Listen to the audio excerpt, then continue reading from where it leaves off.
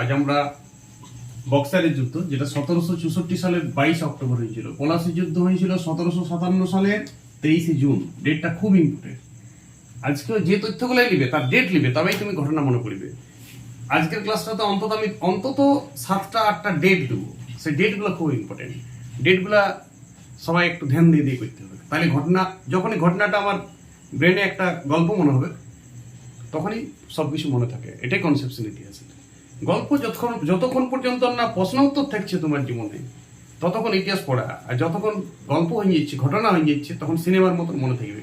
যেমন একটা সিনেমা দেখলে এসে পরে আমি ঘটনাটা বলি সবাইকে। ইতিহাসেরও একটা তোমাকে তো কাল্পনিক তথ্যচিত্র তৈরি করতে হবে। তাতে পলাশি যুদ্ধ হোক আর বক্সারের যুদ্ধ হোক আর যেই হোক, সেই ফারুক সিয়ার ফরমান থেকে তুমি যদি লিঙ্ক খুঁজে পেয়ে গেছি ইতিহাসটাতে, পরপর লিঙ্কটা, একদিন এমন মাঝে মাঝে দিন হবে যেদিন আমি সবকিছু আবার 1700 সালটা গোটাটা এক নাগাড়ে বলে যাবো। 1700 সালে কি ঘটনা ঘটেছে, সেদিন পলাশি যুদ্ধ হবে, বক্সারের যুদ্ধ হবে, সব হবে।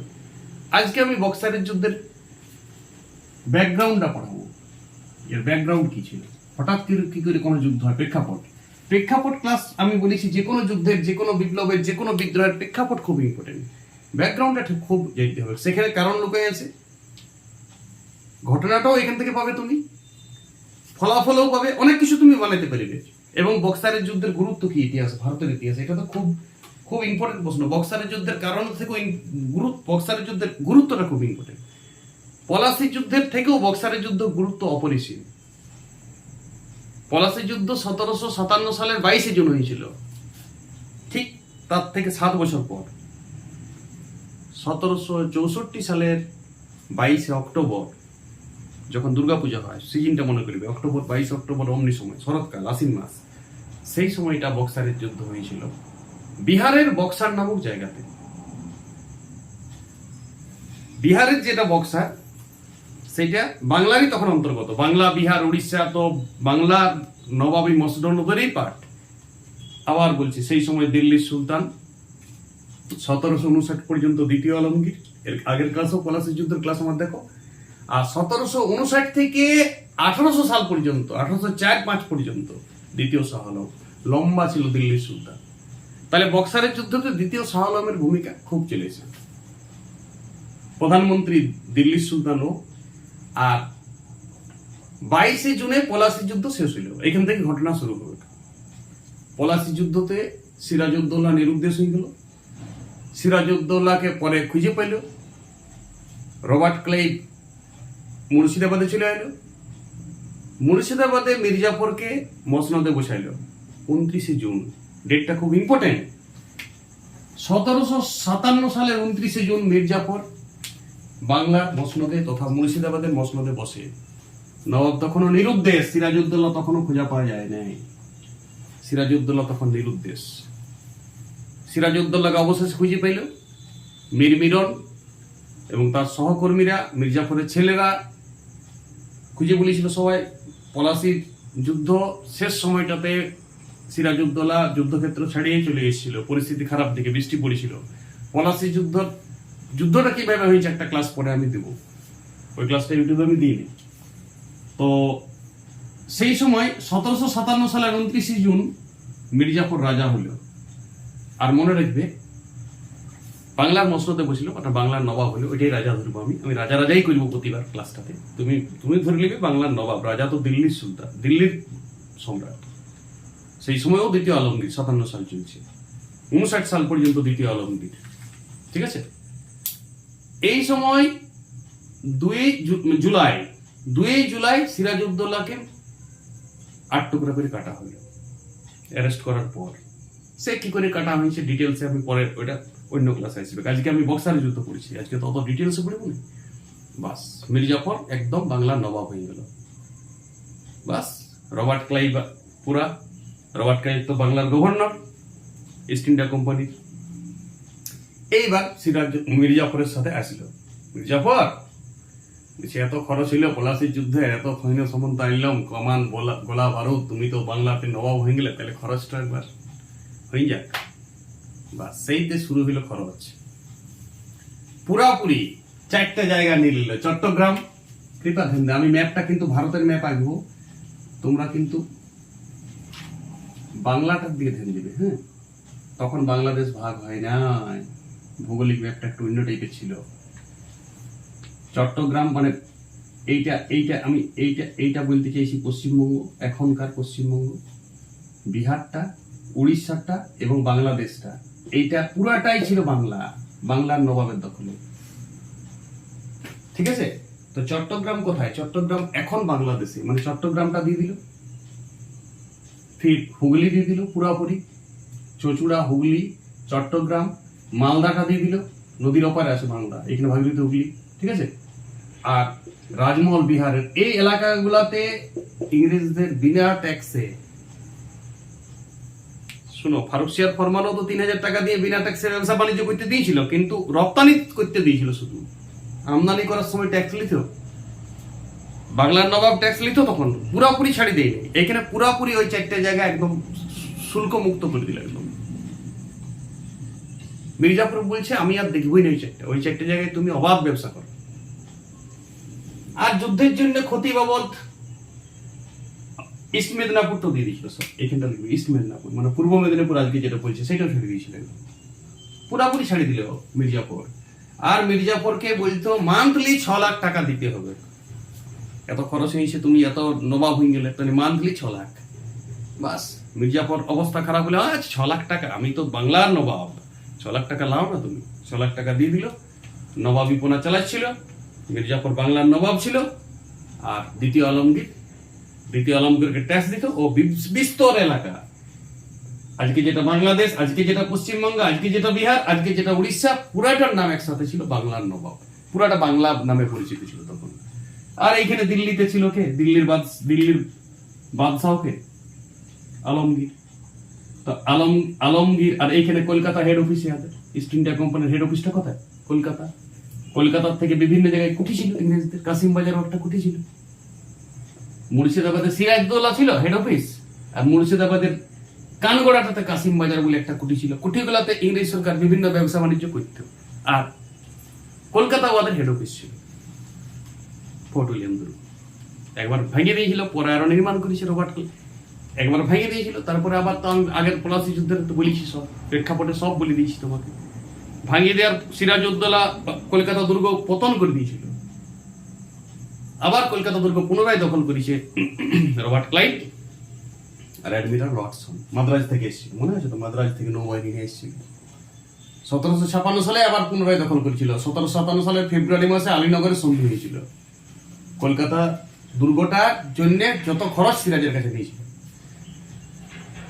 সেটা তো সিরাজ পলাশী। এখন তো আর মির্জাপুর তো সব পুরো ছাড়িয়ে দিল, মালদা ছেড়ে দিল, চট্টগ্রাম ছেড়ে দিল, পূর্ব মেদিনীপুর ছেড়ে দিল, হুগলি ছেড়ে দিল।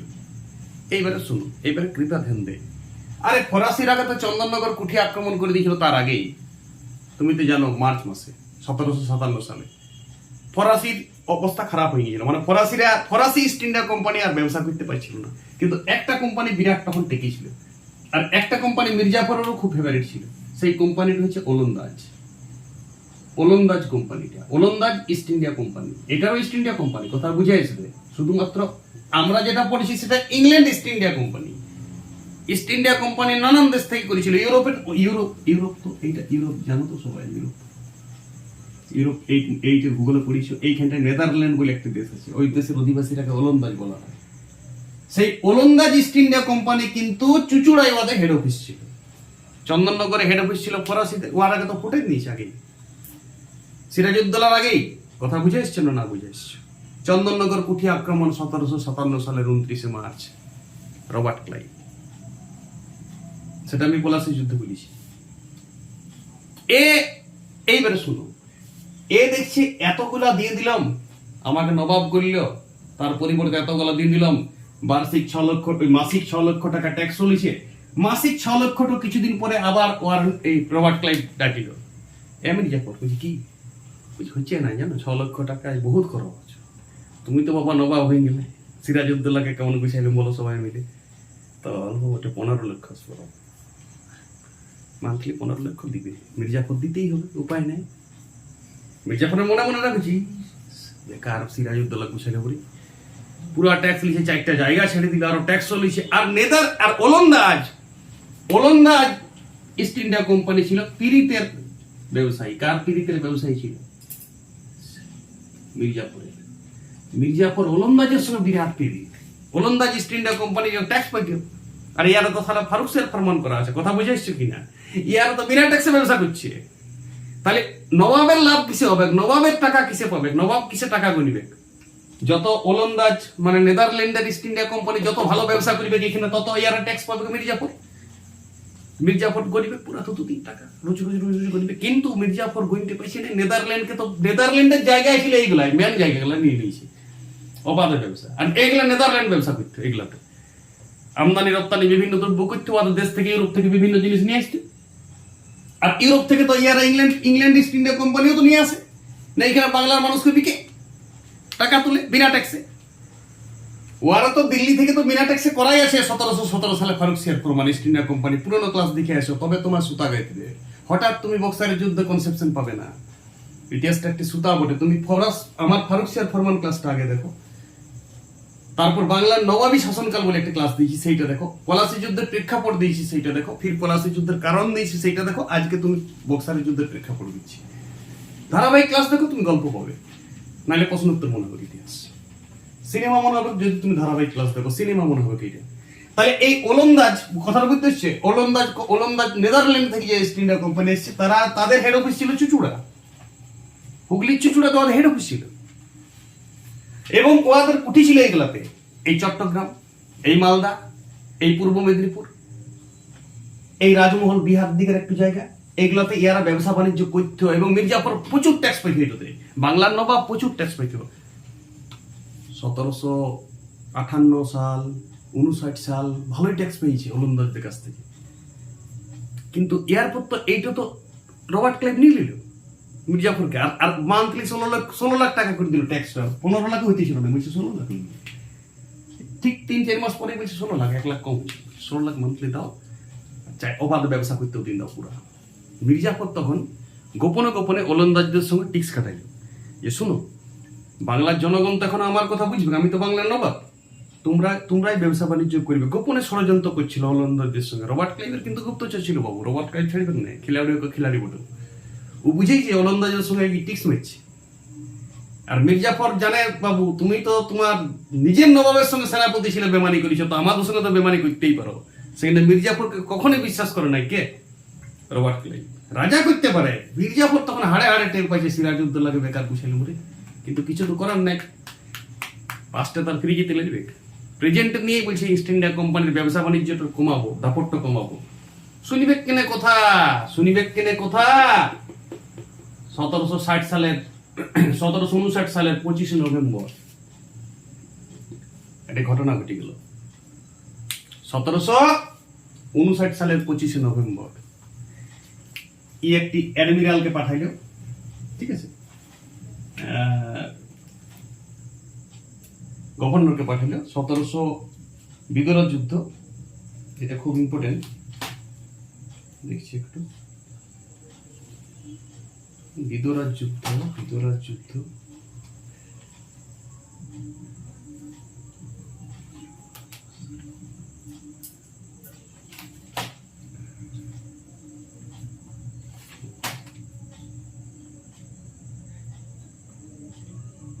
1759 সাল 25 নভেম্বর, ঠিক আছে। রবার্ট ক্লাইভ অ্যাটাক করল 1759 সালের 25 নভেম্বর, ঠিক আছে। বিদুরার যুদ্ধ খুব ইম্পর্টেন্ট। তাহলে এই বিদুরার যুদ্ধে চুচুড়াতে হয়েছিল, হুগলি যুদ্ধ প্লেসটা হয়েছে চুচুড়া, হুগলির এইখানটাতে। ওলন্দাজকে হারাই দিল, নেদারল্যান্ডের লোক চলে গেল ঘর, তুমনি তামনি গুটাই ঘর চলে গেল, কুঠি পাঠি আর ব্যবসা বাণিজ্য বন্ধ করে দিল, হারাই দিল। রবার্ট ক্লাইভের সাথে পারবে কেন? ওর টেকনিক আছে পুরা। আর 1959 সালে একজন মেজর অ্যাডামস বলে একটা সেনাপতি ছিল, আর হেক্টর মুনরো বলে একটা কমান্ডার ইন চিফ ছিল। এই মানে মার্ভেলাস যুদ্ধ হঠাৎ 59 সালে লঞ্চ করেছিল। এই স্পেশাল বিদুরার যুদ্ধের জন্য এনেছিল, ইংল্যান্ড থেকে একটা লোককে এনেছিল, বিরাট যোদ্ধা হেক্টর মুনরো। এই 1800 সাল তক তারপরে বাংলাদেশ ছিল, কমান্ডার ইন চিফ রূপেই ছিল, মানে সৈন্যগুলোর চিফ। 3000 তো সৈন্য হয়, সেই সৈন্য দিয়ে নেদারল্যান্ডের ওলন্দাজ ইস্ট ইন্ডিয়া কোম্পানিকে বিতাড়িত করল। কত সালে? 1759 সালের 25 নভেম্বর। কৃপা ধ্যান দে, বিদুরার যুদ্ধ 1759 সালের 25 নভেম্বর মির্জাফরকে কাঁপাই নিল। মির্জাফরের টিক্স কাটছিল যাইছিল, এই মির্জাফরের টিক্সটি ধরেছিল, গুপ্তচর লাগাইছিল কে? Robert Clive. বাস মির্জাফরের ডানা কেটে দিল, তুমড়ি তামড়ি করে ওলন্দাজ শেষ। এইবারে তো মির্জাফরের অবস্থা আরো খারাপ। একটা জায়গা থেকে ট্যাক্স পেতেছিল, একটা ব্যবসা বাণিজ্য থেকে ট্যাক্স পেতেছিল, আর বাংলার জেলা ব্যবসা বাণিজ্য করছে বাংলার লোক। বাংলার জেলা জগৎ সেট টাইপের লোক আছে, যারা মহাজন আছে, তারা তো পাচ্ছে ইংল্যান্ডের সঙ্গে, কারণ ওদের জিনিসপত্র কিনছে না কেউ। ওদের অত ভালো বাংলার কেনে মশলাপাতি জিনিসপত্র, বাংলার সামগ্রী বাংলার মানুষ কিনছে না। ইংরেজদের ইস্ট ইন্ডিয়া কোম্পানি তো শিল্প দাগায়, তাদের জিনিস কিনছে। একমাত্র টেক্কা দিয়েছিল ওলন্দাজ, কারণ ওরা ইউরোপ থেকে ভালো জিনিস আনছিল, সেটাও মানুষ কিনছিল। কিন্তু ওরা একদম হারাই দিল বিদরের যুদ্ধে। বিদরের যুদ্ধ কোথায় হয়েছিল বললো? হুগলির চুচুড়া, খুব ইম্পর্টেন্ট। কত সালে বললাম? 1759 সালে এবং 25 নভেম্বর। এইবারে ওরা করলো কি, মানুষকে শাসাইল যে মির্জাফর ভালো করছে না, মির্জাফর পুরো ট্যাক্স লিখছে, জনগণের জন্য কোনো কাজ করছে না, এরকম একটু গল্প ছড়াই নিল। রবার্ট ক্লাইভ পুরো ডেঞ্জারাস রাজনীতিবিদ, জনগণকে খেপাতে লাগলো বাংলার মির্জাফরের বিরুদ্ধে, যে মির্জাফরকে মসনদ থেকে গুছাই দিল। মির্জাফর তো হল্যান্ডের সঙ্গে চুক্তি করে দিয়েছিল, ব্যবসা বাণিজ্য তোমরা প্রচুর হেল্প করবো, ইংরেজ ইস্ট ইন্ডিয়া কোম্পানি করবো না। তখন এরা মির্জাফরের নামে কুলসিত করছিল, মির্জাফরের নাম বিভিন্ন জায়গায় কুলসিত করেছিল। এমনকি রবার্ট ক্লাইভ ঘোষণা করে দিল হঠাৎ যে মির্জাফর নিজেই নবাব ছাড়ি দিবে, বয়স হয়েছে তো, আর ওর কুষ্ঠরোগ হয়ে গেছিল, শরীরও খুব খারাপ, তো ওকে একটু অব্যাহত দেবো, নিজেই বলি সে মানে আউট করে দিল জিনিসটা। মির্জাফরের টেনশন ছিল, মির্জাফর দিচ্ছে ঠিক আছে সরিয়ে যাই ভালো, নালি আর যুদ্ধে মারি দিই, এখন যুদ্ধ করবে মারি দিবে। সিরাজউদ্দৌলা জানাই ঘটনাটা কি হয়েছিল। মির্জাফর সরিয়ে দিল। তখন ইস্ট ইন্ডিয়া কোম্পানি কত চালাক দেখো রবার্ট ক্লাইভ, ও দেখছে মির্জাফরকে হেঁটালে আর বাংলার লোক রেগে যাবে, জনগণ রাগলে তো কোনো করার নাই, সৈন্য রাগুক, সৈন্য তো কম আছে, সৈন্য তো যুদ্ধের মধ্যে, জনগণ রাগলে তো ব্যবসায় আমাদের উঠে যাবে, ওরাই তো জিনিস কিনে আমাদের, ওরাই তো জিনিস বিকে আমরাকে। জনগণকে হাতে রাখতে চেয়েছিল, এবং জনগণ সবসময় মনে রাখবে মানে ওরা কারো একটা আশ্রিত থাকতে চায়, আমরা বাংলার লোকের অধীনে থাকবো, ইংরেজদের অধীনে থাকবো না। তখন ইস্ট ইন্ডিয়া কোম্পানি মির্জাফরের জামাতা, মির্জাফরের মেয়ের মেয়ে, এই মির্জাফরের মেয়ের স্বামী, মির্জাফরের মেয়ের নাম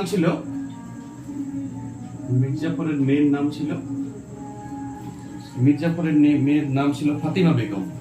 এই ফাতিমা বেগম বা ফতেমা বেগম, তার একজন হাজবেন্ড মীর কাসিম, ও সেই সময় এই বিহার দিকে দেখতো, কথা বুঝাইছে। মির্জাফর যখন দিল্লির মসনদে ছিল, বিহারটা দেখতো ওই মীর কাসিম, ওর জামাই মেয়ের স্বামী ছিল। তো ওকে ইংরেজরা টিক্স খাটাই বললো তুমি তো নবাব হবে, মীর কাসিমকে নবাব করে দিল। আর মীর কাসিমকে বলছে তাইলে ই কেন অবজেকশন করবে নাকি? বলছে না না, শ্বশুরের রোগ হয়েছে, অবজেকশন করছে, সরিয়ে যাবে, ওকে একটা ঘরে রেখে দেবো, খাইয়ে দিয়ে দেবো ঠিকঠাক, বাস। কোনো বন্দি ফন্দি কিছু না, যুদ্ধ কোনো হয় না, হঠাৎ চলে গেল, বিনা রক্তপাতে একটা বিপ্লব বেরিয়ে গেল। এটা বিপ্লব মানে পরিবর্তন। এইটা 1760 সালের পরিবর্তন বলা হয়। 1760 সালে মীর কাসিম মসনদে বসছিল, 1760 সালে, ঠিক আছে, 20 অক্টোবর, কৃপা ধ্যান দেয়, খুব ইম্পর্টেন্ট। 1760 সালে 20 অক্টোবর মসনদে কে বসছিল বাংলা? মীর কাসিম। আরেকটি ঘটনা ঘটলো 1760 সালে। 1760 সালে রবার্ট ক্লাইভ কিছুদিনের জন্য 5-6 বছরের জন্য ইংল্যান্ডে ঘুরে গেল, এখান থেকে চলে গেল ইংল্যান্ড, মানে মাস্টার চলে গেছে, মাস্টার মাইন্ড।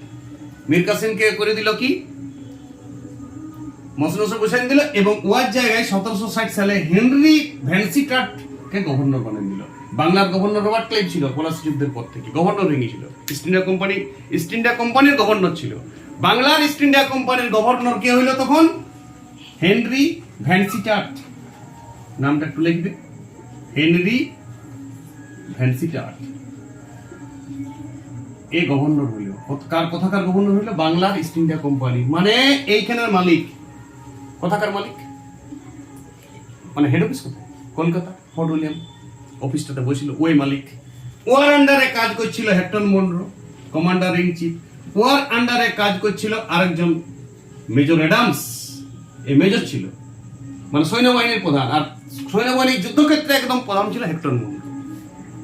বাস, এইবারে এই ভ্যানসিটাট গভর্নর যে হইল, ভ্যানসিটাট এর পুরাপুরি পাওয়ার দিয়ে দিল কাকে? মেজর অ্যাডামসকে। আর বিশেষ করে হেক্টর মুনরো যে কমান্ডার ইন চিফ ইয়াকে ছেড়ে দিল, বলছে তুমি মীর কাসিমকে কিন্তু কন্ট্রোল করবে। হইতে পারে মির্জাফরের জামাই, বুঝতে পারছো, সবাই তো বেমানি গেলে সিরাজউদ্দৌলা নিজের নবাবকে এরা টিক্স খাটাই মারতে পারে, তো আমরাকে তো গুছাইতে পারে। মির্জাফরকে তো নাই, মির্জাফরকে একটা ঘরে রেখে দিয়েছে ওইখানেই রাজমহলে, বন্দি না, মির্জাফর একদম খোলামেলা ভিডিও করেছে। নিজের তো মেয়ে জামাই যদি হয়, নিজের জামাই তো জামাই আছে, শ্বশুর কোনো অবজেকশন করে নাই। আর মির্জাফরের যে ছেলে মিরমিরন, সে তো বজ্রপাতে মরে গেছিল, পলাশী যুদ্ধের ফলাফলে বলবো আমি পরে। তাহলে ওর তো বংশে আর কেউ ছিল না, তাহলে ওই ফতেমা বেগম ওর মেয়ের যে স্বামী মীর কাসিম, তাকে বুঝলো। আর মীর কাসিমের রাজনৈতিক জ্ঞানও ছিল, এটা দেখতো মির্জাফরের সময় ও কোন দিকটা দেখতো, বিহার দিকটা দেখতো, বিহারের মুন্সেফদারের টাইপের ছিল, নবাবের আন্ডারে কাজ করতো, মির্জাফরের আন্ডারে। বাস মীর কাসিম কি করলো শুনো, এই নবাব হওয়ার জন্য 29 লক্ষ টাকা দিল প্রথমে, 29 লক্ষ টাকা দিল, আর 10 লক্ষ আরো নজরানা দিল অফিসার গুলাকে, এই ভ্যান্সি টাটকে, হেক্টর মুনরোকে, ইয়ারকে ভিতরে আরো 10 লাখ দিয়ে দিল, আর 29 লাখ ইস্ট ইন্ডিয়া কোম্পানিকে দিয়ে দিল। আর সাথে আরো প্রচুর জমি জমা দিল, প্রচুর জমি জমা, জেলা তো দিয়েছিলই, আরো হাওড়া, হুগলি, বর্ধমান এগুলাও দিয়ে দিল বিনা ট্যাক্সে। মির্জাফর তো কিছু দিয়েছিল। বাস বলছে আমাকে সুখে শান্তিতে এবারে ব্যবসা বাণিজ্য করতে দাও, আর আমাকে জ্বালাতন করো না, যা লিবে লাও। আর যেটা মান্থলি ছিল 16 লাখ, সেই মান্থলিটাকে পড়াই দিল আরো, এটা এক টাইম দিয়েছিল 29 লক্ষ, আর মান্থলিটাকে করে দিল 26 লাখ, 29 লাখ টাকা মান্থলি, 26 লাখ, বলছে 26 লাখ টাকা করে মাসে এবারে দিব। এই টাকাটা কোনো ফ্যাক্টর না, এটা বিভিন্ন আছে, এটা ডেট লয়, কোনো ডেটটা ইম্পর্টেন্ট, টাকাটা ইম্পর্টেন্ট না। মান্থলি 26 লাখ টাকা ট্যাক্স দিতে লাগলো, আর ব্যবসা বাণিজ্য করতে লাগলো। কিন্তু ইয়ার বিরাট লস হয়েছিল সেই সময়, কার? মীর কাসিম। একটু ধ্যান দিন, মীর কাসিমের বিরাট লস সেই সময়। কেন লস হইতেছিল একটু স্টপ করি। তাহলে মীর কাসিম এবারে ব্যবসা বাণিজ্য করছিল, কিন্তু এত বড় ট্যাক্স দিতে হচ্ছে ইস্ট ইন্ডিয়া কোম্পানিকে। আবার ইস্ট ইন্ডিয়া কোম্পানি ফারুকসিয়ার ফরমানও আছে, ওদের কাছে কোনো ট্যাক্স পয়সা নাই ব্যবসার জন্য, ফ্রি ব্যবসা করছে, এত জমি জমাও নিয়ে নিল। তখন এ নিজের যে চাষিদের উপর ট্যাক্স সেইটা বাড়াই দিল, 7% থেকে 13% বাড়াই দিল, সেচ ট্যাক্স বাড়াই দিল। তখন প্রজারা কিন্তু মীর কাসিমের উপর অত সন্তুষ্ট ছিল না, প্রজারের অনেক ট্যাক্স বাড়াই দিল। এমনকি সিরাজউদ্দৌলার কিছু ফ্যান তো ছিল রাজদরবারে, তারাও বিভিন্ন টাকা মানে কাটমানি রেখে নিত।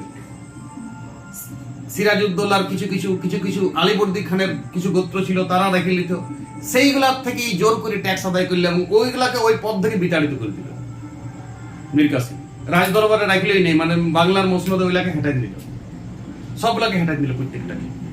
এবং প্রত্যেকটা মুহূর্তে কিন্তু ইস্ট ইন্ডিয়া কোম্পানি কাসিম বাজার কুঠি থেকে, ওই তো বললাম হেক্টর মুনরো ছাড়িত না, হেক্টর মুনরো যাই করে পেছনে লাগিয়ে দিত সবসময়, কি করছো, এই কাজটা করো, এই কাজটা করো না, এই কাজটা করতে হবে, এইটা ভালো লাগতো না মীর কাসিমের।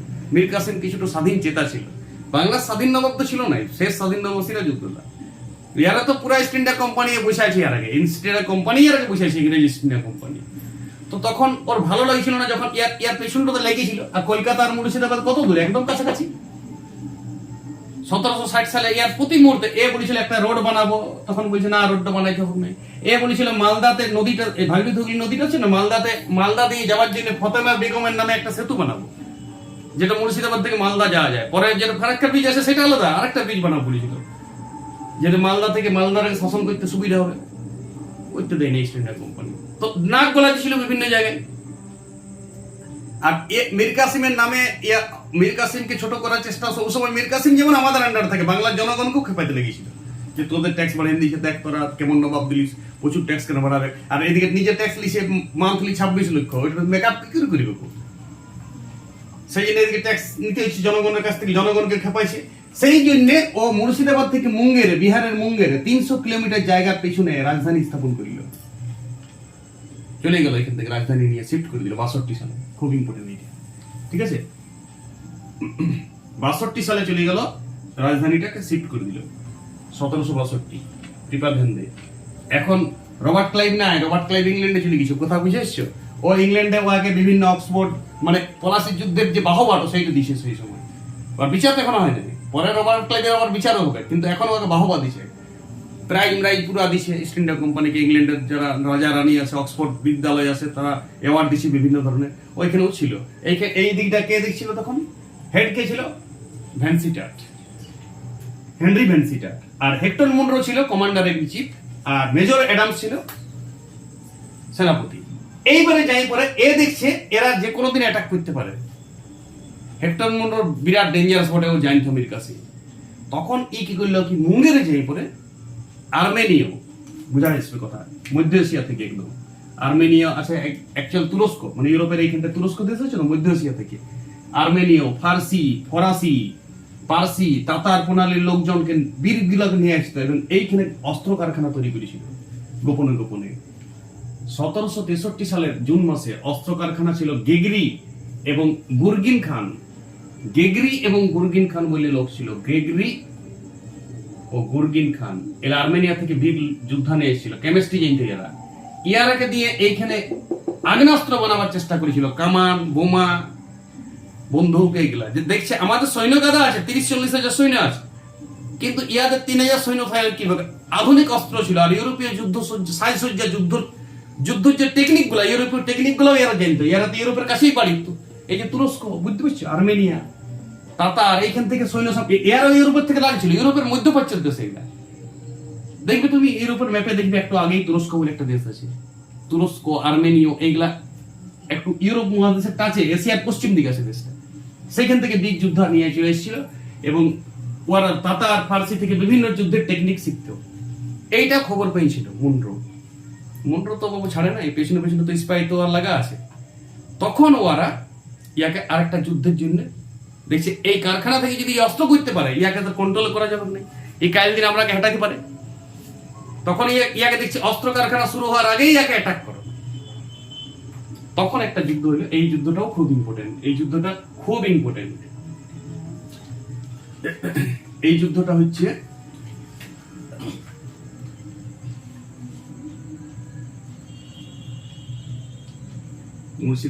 মুর্শিদাবাদের এইটা, মানে যুদ্ধটা এইখানটা হয়েছিল। এটা 1760 সালে হয়নি, 1763 সালে হয়েছিল উদয় নালার যুদ্ধ। ঠিক আছে, খুব ইম্পর্টেন্ট যুদ্ধের নামটা আমার মনে পড়ছিল, 1763 উদয় নালার যুদ্ধ। উদয় নালা কিন্তু বইয়ে ভুলভাল দিয়ে থাকতে পারে, গুগল সার্চ করে এটা পাওয়া গেছে। উদয় নালার যুদ্ধ নাম এটা মুঙ্গেরের কাছে, পাটনার কাছে হয়েছিল। উদয় নালার যুদ্ধতে নেতৃত্ব দান করেছিল মেজর অ্যাডামস এবং ইয়াকে হারাই দিল মীর কাসিমকে। কত তারিখ বললাম? 1763 সালের মোটামুটি উদয় নালার যুদ্ধটা মোটামুটি 1763 সালের ওই জুলাই মাসগুলো নাগাদ হয়েছিল। ঠিক আছে, জুলাই মাস, ডেট জানা নেই, কোথাও তথ্য পাওয়া যায় না। 63 সালের কত সালে হয়েছে? উদয় নালার যুদ্ধ। কি কারণে হয়েছিল যুদ্ধটা বললাম? কলকাতা থেকে সৈন্য নিয়ে গেছিল কে? হেক্টর মুনরো নিয়ে গেছিল, আর অ্যাডামস। হালাকি গভর্নর চাইনি, কিন্তু এই যুদ্ধে ইয়াকে পুরোপুরি পরাস্ত করলো মীর কাসিমকে এবং ওর অস্ত্র কারখানা সব ভেঙে দিল। যেটা তৈরি করছিল, আধুনিক অস্ত্র করছিল, ইউরোপীয় ধাঁচে সৈন্য বানাচ্ছিল, সেগুলো নির্মাণকালেই সমাপ্ত করে দিল। এবং ভ্যানসিটাট গভর্নর, ও ঘোষণা করে দিল আরো ঘুরে মীর জাফরকে আমরা নবাব করবো মুর্শিদাবাদে, তুমি মুঙ্গেরে চলে যাও কেন? মুঙ্গের কন্ট্রোল আসছিল না, মুঙ্গের তো দূরে হয়ে গেছিল না কলকাতা থেকে। সেখানে বলছিল তোমরা আরো ঘুরে মুর্শিদাবাদে আমি নবাব করবো মীর জাফরকে, এটা ঘোষণা করে দিল। এবং 63 সালের শেষের দিকে নবাব করেও দিয়েছিল মুর্শিদাবাদে। আর ইও নবাব ছিল, তখন দুটা নবাব কাজ চলছিল। তখন এই নিজের দুঃখে, কষ্টে, যন্ত্রণায় চলে গেল এলাহাবাদ দিকে। এইখানে অযোধ্যার নবাব ছিল, এটা অন্য জায়গায়, কথা বুঝো। বাংলার নবাব, এটা বাংলার নবাব। অযোধ্যার নবাব ছিল সুজাউদ্দৌলা। সুজাউদ্দৌলাকে ইংরেজরা কষ্ট দিয়েছিল ইস্ট ইন্ডিয়া কোম্পানি। কারণ বললাম তো, ওরা দিল্লি থেকে কি নিয়েছিল? বিনা শুল্কে ইনকাম ট্যাক্স। তো গঙ্গা নদী দিয়ে তো যেত, তো এলাহাবাদ দিয়েও তো যেত, অযোধ্যা দিয়েও তো ফিরাইতো, সূর্য নদী যদিও, কিন্তু ওই এলাকার ব্যবসা বাণিজ্য এতও খারাপ হয়েছিল। যেহেতু ফারুকশিয়ার 1717 সাল থেকে এই নবাবের অবস্থা খারাপ। যদিও ওই নবাবটি আর ডাইরেক্ট দখল করতে যায় না, যুদ্ধ হয় না, কিন্তু নবাবের ব্যবসা বাণিজ্যের ক্ষতি হয়েছিল সুজাউদ্দৌলা। ও কোথাকার নবাব পড়ে? বাংলার লয়, পার্সের। কি নাম? অযোধ্যার নবাব। এখন অযোধ্যাটা দেখবে উত্তরপ্রদেশ রাজ্যে আছে, অযোধ্যাতে রাম মন্দির হয়েছে সেইখানে, কিন্তু এলাকাটা উত্তরপ্রদেশ তখন। তার মানে বিহারটা তো বাংলা, একটু পর থেকে এই উত্তরপ্রদেশ, আজকে যেটা উত্তরপ্রদেশ, সেই জায়গার নবাব অযোধ্যার নবাব বলা হয়। উত্তরপ্রদেশ তখন রাজ্যটার নাম ছিল না, তখন অযোধ্যা বলা হয়তো। অযোধ্যার নবাব সুজাউদ্দৌলাকে হাত করলে সুজাউদ্দৌলা বলছে, হ্যাঁ আমারও তো বহুত লস মীর কাসিম, তাহলে চলো আমরা তোমার 40,000 সৈন্য আর আমার 10,000 সৈন্য জয়েন করো। তোমাকে তো অথাকার যুদ্ধে হারাইলো, উদয়নালার যুদ্ধে অস্ত্র ফস্ত্র কারখানা ফারখানা ভেঙে দিল, তো আমাদের সৈন্য তো প্রচুর, ছাড়বো না। বলছি চলো আমরা দিল্লির সুলতানের কাছে যাবো। সেই সময় দিল্লির সুলতান কিন্তু চেঞ্জ হয়ে গেছে, দিল্লির বাদশাহ, সরি। তার আগে ছিল দ্বিতীয় আলমগীর, এখন হয়ে গেছে শাহ আলম, দ্বিতীয় শাহ আলম। অশুন আরেকটা কথা বলতে ভুলে গেছি আমি। 60 সালে 26 লক্ষ টাকা দিয়েছিল ইয়াকে, আবার শাহ আলমকে, কে? মীর কাসিম। ও একদম ওইখান থেকে নিজের নবাবী পদটাকে হাসিল করেছিল। নবাবী নজরানা তো চায়, শাহ আলমের সঙ্গে রিলেশন খুব ভালো হয়ে গিয়েছিল, এবং ব্যবসা বাণিজ্যের জন্য শাহ আলমকে ট্যাক্স দিয়েছিল। ইস্ট ইন্ডিয়া কোম্পানি এটাও ভালো চোখে লেই নেই, এই তোমার গভর্নর ভানসিটাট এবং হেক্টর মুন্ড্রো, ইয়ারা চাইছিল ইস্ট ইন্ডিয়া কোম্পানি বলছে দিল্লির বাদশাকে পুষার আর কি দরকার, আমরাই তোমাকে নবাব করছি, তো আমি তো তোমার স্বীকৃতি দিচ্ছি। ও কিন্তু ওর স্বীকৃতি মানতে চাই না, ও বলছে না, আমি বাদশাহ যেমন করে বা নবাব হয় তেমনি স্বীকৃতি দেবো। 26 লক্ষ টাকা দ্বিতীয় শাহ আলমকে দিয়েছিল। 1760 সালে 59 সালে দ্বিতীয় শাহ আলম বাদশাহ হয়েছিল দিল্লির, আলমগীর হেঁটে গেছিল। দ্বিতীয় শাহ আলম অনেক দিন ছিল, 1800 সাল তক প্রায়, কথা বুঝে আসবে। তো দ্বিতীয় শাহ আলম কাছেও ইয়ারা চলে গেল যে দ্বিতীয় শাহ আলম, তোমাকে তো আমি 26 লক্ষ টাকা দিয়েছি, তাহলে আমাকে ইয়ারা যুদ্ধে হারাইছে, এবার আমাকে তো বাঁচাতে হবে। দেখো পলাশি যুদ্ধে আলমগীর, আমি বলেছি পলাশি যুদ্ধে দ্বিতীয় আলমগীর চুপ ছিল, একটু চুপ থাকা উচিত ছিল না। প্রধানমন্ত্রী কে সেই সময়? একটা রাজ্যের মুখ্যমন্ত্রী যদি অ্যাটাক হয় বিদেশি শত্রুর হাতে, আজকের দিনে প্রধানমন্ত্রী তো নিশ্চয়ই মিলিটারি পাঠাবে মুখ্যমন্ত্রীকে বাঁচাবার জন্য, সেই যে পার্টির হোক। তাহলে সিরাজউদ্দৌলা যখন ইস্ট ইন্ডিয়া কোম্পানি পলাশির যুদ্ধ দ্বারা অ্যাটাক হয়েছিল, তখন কিন্তু আলমগীর ঘুমাইতেছিল। কিন্তু মীর কাসিম টিক্সটা কেমন খাটাইলো, প্রথমেই যাই শাহ আলমকে আগেই নবাব হওয়ার সময় 26 লক্ষ টাকা ভেট দিয়ে দিয়েছে এবং নবাবী স্বীকৃতি আদায় করেছিল। ইস্ট ইন্ডিয়া কোম্পানি যে ওকে নবাব করেছে সেটা ঠিক আছে, ও তো পরাধীন নবাব, কিন্তু তা সত্ত্বেও স্বাধীনতা অর্জন করার চেষ্টা করছিল যে আমি স্বাধীন নবাব হবো, মির্জাফরের মতন থাকিব না, শ্বশুরের মতন থাকিব না, আমি একটু স্বাধীন টাইপের হবো, রাজধানী স্থাপন করবো, নিজের মতন করে চালাবো। ইয়াকে তো আমি ট্যাক্স ম্যাক্স যা দিবার দিয়ে দিয়েছি, তুমি যেমন ফারুকসিয়ার ফরমান পাইছো সেই আন্ডারে চালাও, তার বেশি উঠতে যাও না। আর ইস্ট ইন্ডিয়া কোম্পানি তো হেক্টর মুন্ড্রো বিরাট ডেঞ্জারাস লোক, কমান্ডার ইয়ার পেছনে লাগিয়েছিল, মুর্শিদাবাদও ছাড়া নাই, মুঙ্গেরও যেও ছাড়া নাই, অ্যাটাক করে দিয়েছে। তখন এর দ্বিতীয় শাহ আলম বলছে ঠিক আছে আমি 10,000 সৈন্য পাঠাবো এবং যুদ্ধক্ষেত্রে নিজে থাকবো, স্বয়ং থাকবো। বাস এই তিনটা শক্তি কে কে বলো তো? এইটা 63 সালের শেষের দিকে ত্যাগ হচ্ছে, 64 সালের শুরুতে, 1764 সালের শুরুতে ইয়াদের এইটা মানে হ্যান্ডশেক, আসো তোমরা আমরা তিনজন। কে বলো? মীর কাসিম বাংলার নবাব, প্রায় 40,000 সৈন্য দিচ্ছি। 2 নম্বর সুজাউদ্দৌলা অযোধ্যার নবাব, আর দিল্লির কে বাদশাহ, এ তো নবাব নয়, এ তো বাদশাহ দিল্লি। 3 নম্বর ওই তো হেড অফিসার, প্রধানমন্ত্রী মিলিটারিও দিয়ে দিয়েছি আর শাহ আলম, দ্বিতীয় শাহ আলম। এই তিনজন শক্তি একটা দিকে যুদ্ধ করলে যে 1764 সালে একদম চিঠি পাঠিয়ে দিলে যুদ্ধ হবে 22 অক্টোবর, ঘোষিত যুদ্ধ। একদম যুদ্ধ শুরু হয়েছে 2টার সময়, 5টার সময় শেষ। এইখানে যুদ্ধ কি হয়েছে পরের দিনে বলবো। 22 অক্টোবরে যুদ্ধ শুরু, এই ছিল বক্সারের যুদ্ধের প্রেক্ষাপট। কথা বুঝে আসলে?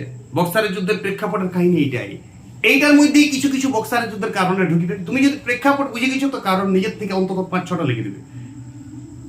ভিতরের যুদ্ধটাই কারণ ফার্স্ট, ইনকাম ট্যাক্সটা কারণ, আমি সাজিয়ে দেবো কারণে, পয়েন্ট দিয়ে একদম সাজিয়ে দেবো তোমাকে। কিন্তু কিছু কিছু অন্তত যদি আজকে তোমাকে পড়ে যায় বক্সারের যুদ্ধের কারণ কি ছিল, বানায় লিখতে শুরু করবে। যে প্রেক্ষাপট দেখলেই তুমি কারণ বানাতে শিখে যাবে। কিন্তু বক্সারের যুদ্ধের আরো 2টা ক্লাস এসেছে, একটা কারণ এবং বক্সারের যুদ্ধের গুরুত্ব হয়েছে সব থেকে ইম্পর্টেন্ট কোশ্চেন পরীক্ষায়। বক্সারের যুদ্ধ দেখো, 3টা রাজা, এবার যুদ্ধ কি হয়েছে আমি পরে বলবো। 3টা রাজা একদিকে, 3,000 মাত্র ইংরেজ সৈন্য, যুদ্ধের প্লেস বক্সার, বিহারের এই মুঙ্গেরের সামনেই যুদ্ধটা হয়েছিল। দিল্লি থেকেও সৈন্য এসেছিল শাহ আলম সমেত, অযোধ্যা থেকেও এসেছিল, মানে আজকে যে উত্তরপ্রদেশ, সুজাউদ্দৌলা, দিল্লির বাদশাহ শাহ আলম উইথ সৈন্য, আর মীর কাসিম নিচে।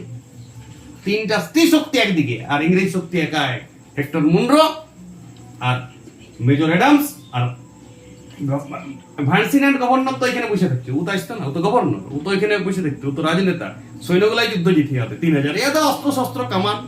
তাকে তো 64 সাল, 7 বছর আরো পলাশি যুদ্ধ থেকেও উন্নত স্ট্যান্ডার্ড অস্ত্র নিয়ে চলে এসেছে। পুরা সামান ছিল আগ্নেয়াস্ত্র আধুনিক, পুরা মাদ্রাজ থেকে ঢুকাই নিয়েছে পুরা। এইবারে বক্সারের যুদ্ধের কারণ, বক্সারের যুদ্ধ কি হয়েছে এবং বক্সারের যুদ্ধের গুরুত্ব লাস্টে ক্লাস হবে, খুব ইম্পর্টেন্ট ক্লাস বক্সারের যুদ্ধের গুরুত্ব। ভালো থাকো সবাই, ক্লাসটাকে একটু আউট পালট করে দেখো, সাজাই নাও। আমি কিছু কিছু জিনিস মনে ছিল না, ওটা পরে বলে দিয়েছি। ডেট গুলো খুব ইম্পর্টেন্ট, আমি যে ডেট গুলো বলেছি তুমি ডেট গুলোর দিকে ধ্যান দেবে, সালটা না শুধু ডেট বলিস একদম। যে ডেট গুলো বলেছি সেই ডেট গুলো বসাইলি, পরপর তুমি ডেট গুলো একটা চার্ট করো, প্রেক্ষাপটে তুমি ক্লিয়ার করে দাও, তাহলে তুমি বুঝে যাবে। ওকে।